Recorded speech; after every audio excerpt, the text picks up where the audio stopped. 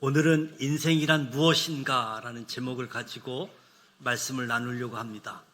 시편 90편 말씀은 시편 150편 말씀 중에 모세의 유일한 시편이기도 합니다. 모세는 자신의 인생뿐만 아니라 모든 사람의 인생에 대한 허무함을 표현하고 있습니다.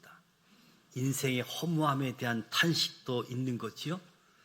저와 여러분이 신앙생활 하면서 하나님의 시간, 하나님의 때에 대한 생각할 때가 많이 있습니다.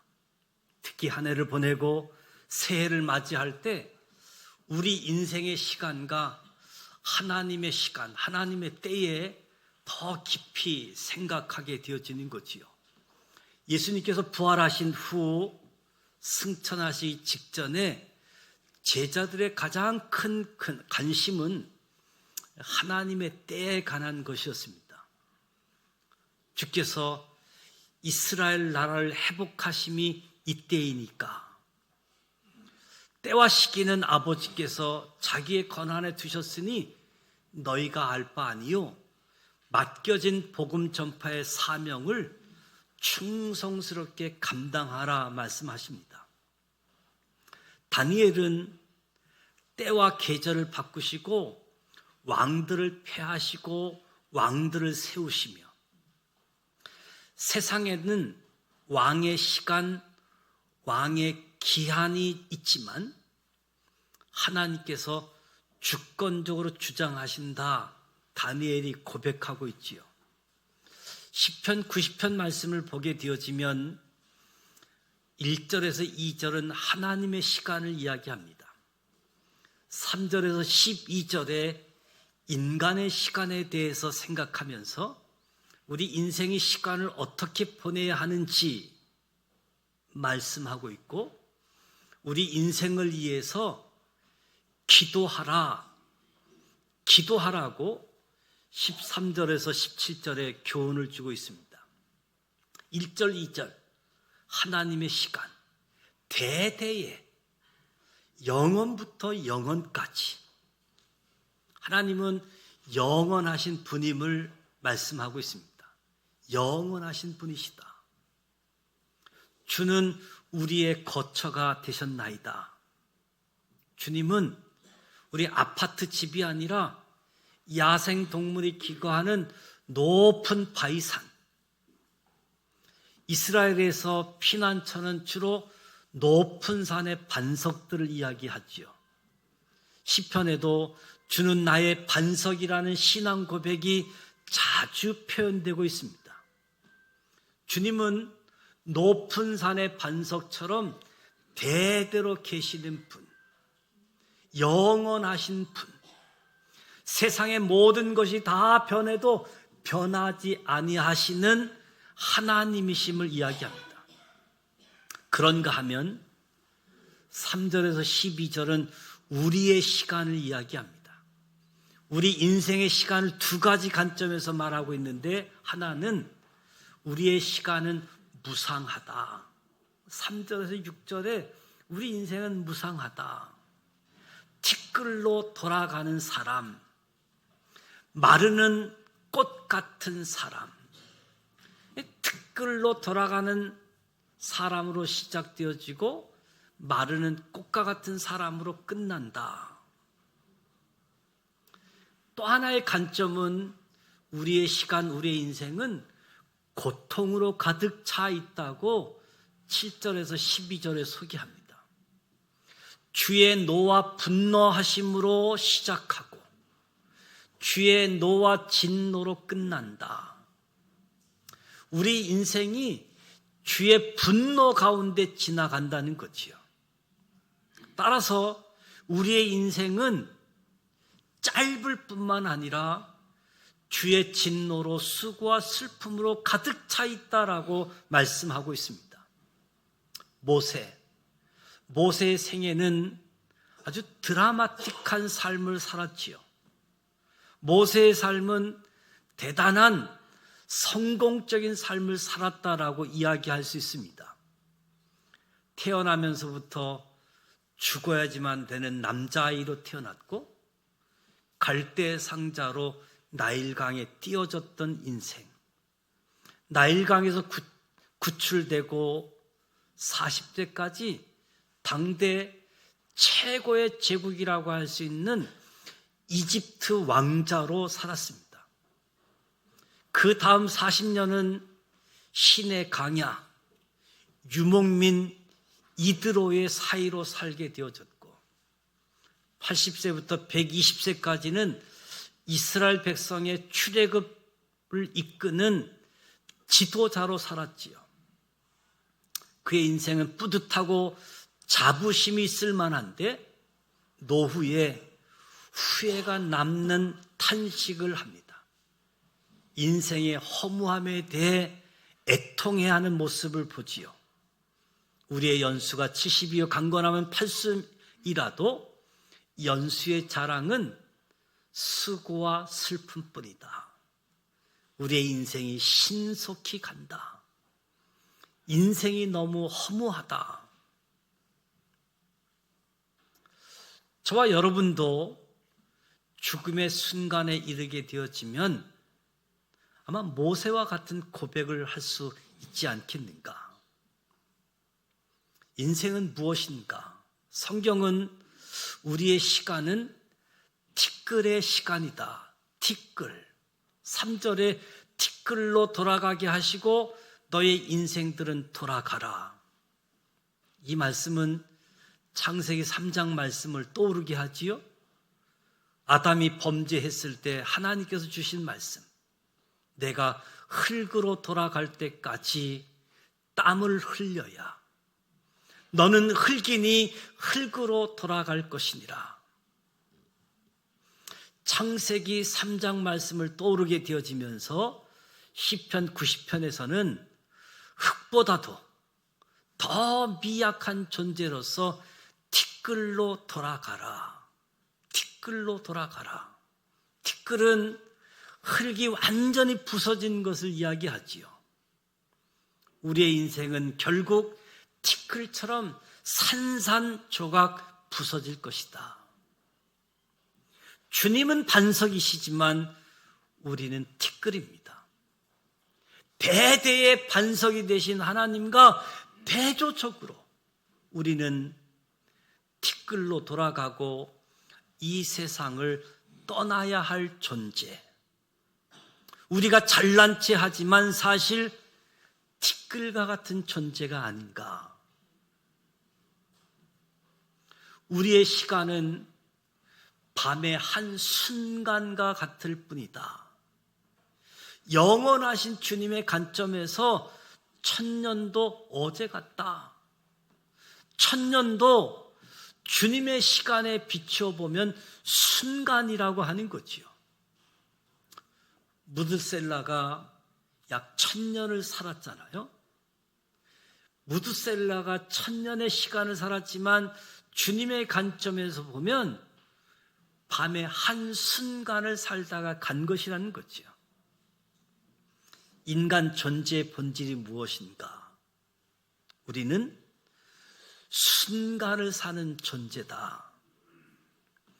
하루살이처럼 순간을 살아가고 있는 사람들이라는 거죠. 5절에서 6절을 보면 인생의 무상함의 탄식을 3가지 비유를 통해서 이야기하는데 우리의 시간은 홍수에 쓸려가는 것과 같다. 삽시간에 홍수가 임하게 되어지면 아무도 거부할 수 없는 거지요. 비가 많이 내려 홍수가 나면 집도 마을도 들판도 다 휩쓸려 간다. 홍수에 쓸려가는 것처럼 인생의 무상함을 이야기합니다. 그런가 하면 우리의 시간은 잠깐 자는 것 같으며 꿈만 같다. 그래서 인생이란 일장 충몽과 같다고 하는데 꿈과 잠, 우리가 의식도 못하는 사이에 지나가고 깨고 나면 무엇을 꾸었는지도 알 수 없는, 우리 인생을 의식하고 살 겨를도 없이 인생이 끝나버린다는 거지요. 잠깐 자는 것 같고 꿈만 같은 인생. 그런가 하면 우리의 시간은 풀의 시간과 같다. 꽃의 시간과 같다. 꽃이 아침에 솟아나서 저녁에는 사라지는 법인데 마치 나팔꽃과 같은데 꽃은 시작이 있고 끝도 있지만 절정도 있지요. 인생이 짧지만 인생에는 절정이 있습니다. 인생은 하나의 직선으로 그어지는 것이 아니라 마치 아치처럼 곡선으로 그려지는 것임을 보여줍니다. 짧은 인생인데 올라가고 내려가고 아치처럼 곡선처럼 이 짧은 인생 가운데 절정이 있고 밋밋한 선이 아니라 영광의 순간도 있다는 거지요. 그러나 인간은 본질적으로 꽃처럼 유한한 존재, 인생은 시들어가고 있다. 우리 시간의 유한성을 부각시켜주고 있습니다. 무엇보다도 7절에서 12절 말씀을 보면 하나님의 분노가 나타나고 있습니다. 왜 인생이 이렇게도 짧은가? 하나님의 분노 때문에. 어쩌면 모세만큼 하나님의 무서운 분노를 많이 체험한 사람도 없을 것입니다. 이스라엘 백성과 함께 광야를 통과하면서 이스라엘의 죄와 하나님의 분노를 너무 많이 보았습니다. 때로는 불뱀에 물려 죽고 때로는 땅이 입을 벌려 사람들을 삼켰습니다. 인간의 배후에는 하나님의 분노가 있습니다. 성경은 우리가 보는 죄가 아니라 하나님이 보는 죄를 다루고 있지요. 하나님은 우리의 은밀한 죄를 보십니다. 사람들의 눈에 발각되지 않는 완전 범죄를 주님은 보십니다. 어둠 속에 감추어진 죄가 빛 가운데 드러나 준엄한 책망을 받습니다. 바로 우리의 죄가 하나님 앞에 드러난다라고 말씀하는 거지요. 우리의 평생이 순식간에 다하였다. 우리 일생이 끝나는데 그렇게 시간이 오래 걸리지 않는다는 거지요. 한숨을 쉬는 동안 우리의 평생이 다 가버린다. 모세는 120세를 살았음에도 불구하고 우리 인생이 70이요 강건하면 80이라도 우리 인생이 밤의 한순간과 같다 말하고 있습니다. 밤의 한순간과 같다라고 이야기하면서 수치를 표현할 때 70년, 80년은 살아간다. 어떻게 보면 70년, 80년의 삶은 긴 인생처럼 느껴질 수도 있는데 이 길게 보이는 인생도 대부분 수고와 슬픔뿐이다. 수고와 슬픔뿐이다. 야곱도 인생에 대해 독백을 하잖아요. 험악한 세월을 살았다. 야곱은 얻고 싶은 것을 다 얻은 사람이 있잖아요. 장자권을 얻었고 자기가 좋아하는 사람을 아내로 삼았고 자기가 얻고 싶은 것 다 얻은 사람의 고백, 험악한 세월을 보냈노라고. 우리는 영원히 사는 사람들이 아닙니다. 험악한 세월을 사는 사람들인데 순간순간 아끼고 살아가야지 됩니다. 인생이 신속히 가니 날아간다라고 말씀합니다. 11절에 우리가 주님의 노와 분노를 바르게 인식하게 하고 우리 날 계수함을 가르치사 지혜의 마음을 얻게 하소서 하나님께 간구합니다. 주님의 노, 주님의 분노를 바로 인식하고 나를 계수함을 통해서 지혜의 마음을 얻게 하소서. 우리가 죽음에 이르는 존재가 아니라고 생각하면 우리는 늘 인생의 주변만을 살피게 될 겁니다. 늘 이웃과 비교하면서 열등감 속에서 살아가게 되어지지요. 때로는 자신의 처지에 대해서 분노하며 살게 되어질 것이고 자신의 환경에 대해서 쓴 마음을 갖고 우울하게 살 것입니다. 그러나 죽음을 생각할 때 우리의 삶이 더욱 심각해집니다. 우리는 짧은 시간을 부여받았습니다. 그러나 짧은 시간이지만 의미 있게, 보람 있게 보내야지 됩니다. 지혜롭게 살아야지 됩니다. 70년의 시간, 80년의 시간은 귀한 시간이지요. 낭비할 수가 없습니다. 아름답게 살아야지 됩니다.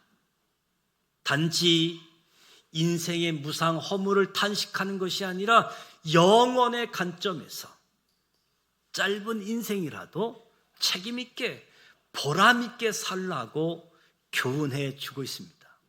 우리는 우리의 한계를 받아들이고 그 한계 속에서 아름답게 살아야지 됨을 교훈해 주고 있습니다. 12절에 우리가 죽을 것을 알도록 가르치사 우리가 지혜롭게 하소서. 죽음을 직면한 사람만이 지혜의 마음을 가집니다. 인생을 주 안에서 성실하게 살았으면 죽음까지도 담대하게 받아들일 수 있는 거지요. 우리 신앙이란 인간의 한계를 받아들이는 겁니다. 대부분의 인간은 하나님처럼 되려고 하고 하늘까지 오르려고 하고 있지요. 그래서 늙어지는 것을 거부하고 온갖 성형수술, 이상한 보약들을 먹곤 하지요. 아름답게 늙어가는 것을 모르는 사람들처럼 지혜로운 사람은 하나님이 그어주신 한계를 아는 사람들이고 그 한계성 속에서 책임 있게 보람 있게 살아가게 되어지는 거지요. 하나님이 그어주신 한계를 아는 사람들, 짧은 인생을 살면서도 시간을 아끼는 지혜로 살 뿐만 아니라 우리의 삶은 주님의 도움이 필요한 사람들이다. 주님의 도움의 필요를 알고 기도하는 거지요. 그래서 13절에서 17절 말씀은 하나님께 도움을 구하는 기도입니다. 우리의 지혜로 일들이 다 절로 잘 되는 것이 아니고 주님이 도와주셔야 됩니다. 모세가 기도합니다. 여호와여 돌아오소서. 여호와여 돌아오소서. 왜 갑자기 주님을 향하여 돌아오소서 기도할까요? 그 이유는 자신의 죄 때문인 거지요. 자신의 죄와 하나님의 분노에 대해서 깨달았습니다. 죄에 대한 슬픔으로, 죄에 대한 심판으로 우리의 수고, 슬픔으로 가득한 인생을 살았는데 이제 주님께서 우리를 용서해 주시고 회복해 주시기를 간구하는 거지요. 여호와여 돌아오소서. 인생의 비극은 마음으로도 주님을 떠날 때 생깁니다. 우리의 마음에 주님이 떠나게 되어지면 인생의 비극이지요. 그래서 주님이 다시 내 마음에 오셔야지 됩니다. 주님께서 우리를 불쌍히 여기시고 다시 돌아오셔서 우리를 회복해 주셔야 됩니다. 여호와여 돌아오소서. 여호와여 내 마음에 찾아와 주옵소서. 모세는 이하여 기도하면서 우리에게 기쁨 주시기를 구합니다. 일생 동안 즐겁고 기쁘게 하소서. 주의 인자하심이 우리를 만족하게 하사 아침마다 주의 인자하심을 체험하도록 기도하고 있습니다. 우리의 모든 날이 기쁘도록 구합니다. 인생의 자랑은 수고와 슬픔뿐인데 기쁨을 잃지 않도록 간구하는 거지요. 주님의 은혜로 고난과 역경 속에서도 참 기쁨을 갖고 살 수 있다. 세상이 주는 것과 다른 하나님의 기쁨 주시기를 간구하는 겁니다. 모세는 주께서 행하신 일로 나타내소서. 주께서 행하신 일이라고 하는 것은 주님이 베푸신 구원입니다. 주님께서 찾아오시고 주님께서 도와주시고 주님께서 건져주시는 구원, 주께서 행하신 일을 나타내소서. 저와 여러분에게는 주님의 구원을, 우리 자녀들에게는 주의 영광이 나타나기를 기도하는 것입니다. 우리는 체험적인 신앙을 가졌지만 우리 자녀들은 온상에서 자란 아주 유약하게 자라가고 있다고 할 수 있겠지요. 우리도, 우리의 자녀들도 하나님의 영광을 체험하도록 기도해야지 되는 거지요. 내 인생에 주께서 행하신 일을 나타내소서. 그리고 마지막으로 우리의 손이 행한 일을 견고하게 하소서. 17절 말씀을 보면 견고하게 하소서, 견고하게 하소서 두 번이나 반복하고 있습니다. 우리가 티끌 같고 아침에 돋는 풀 같고 저녁에 지는 꽃과 같지만 그래도 우리는 견고한 삶을 구하라. 우리는 지나가지만 우리가 하는 일이 지속되기를 구해야지 된다는 거지요. 집이 견고해지고 나라가 견고해지고 교회가 견고해지도록, 오늘 있다가 내일 사라지고 황폐해지는 집이 되지 않기를 구하는 것입니다. 신기루를 쫓지 않고 우리의 인생의 집을 견고히 세우기를 하나님께 도움을 구하는 거지요. 하나님은 영원한 반석처럼 영원토록 우리의 거처가 되시니 우린 티끌처럼 밤의 한순간처럼 홍수에 쓸려가는 동네처럼 꿈처럼 풀처럼 꽃처럼 순식간에 사라져 가는 겁니다. 영광의 순간도 잠깐입니다. 게다가 우리의 인생은 하나님의 분노 중에 순식간에 다하고 수고와 슬픔 가운데 신속히 간다.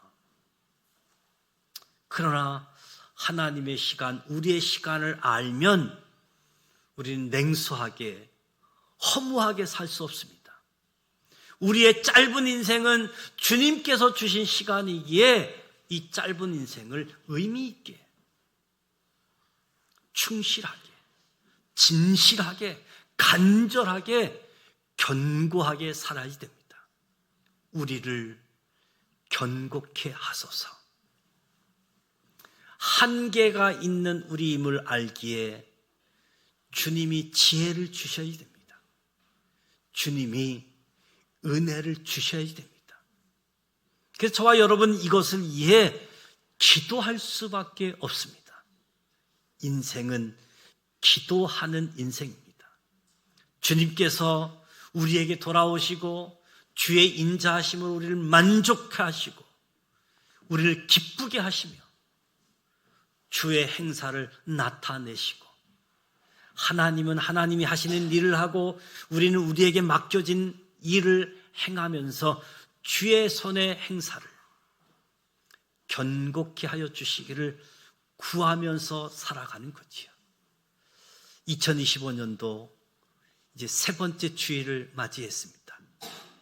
우리의 인생, 허무한 인생, 티끌로 돌아가는 인생, 짧고 짧은 인생, 그 인생이 긴 것 같지만 수고와 슬픔뿐인 인생, 주의 분노가 가득한 인생,